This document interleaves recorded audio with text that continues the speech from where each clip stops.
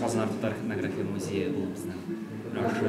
Казанарты түбәген этнографиясын, тарихын үйрену, хаманы халыққа пропаганда белән шөгыльләнү, үйрену дигәндә инде без нәрсәне күзәтәбез.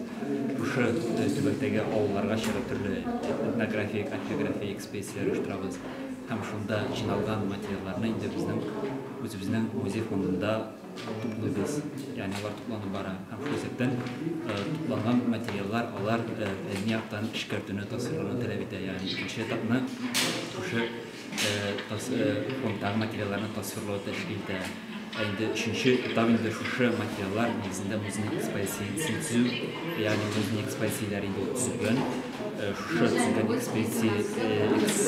экспонатлар ярдәмендә инде шушы төбәк тарихын пропагандалау, ягъни халыкка, мәктәп укучыларына, ягъни төрле социаль катламдагы безнең музейга килүче кешеләргә шушы милли мирасны пропагандалау, шушы музей эшенең төп юнәлеше булып тора инде.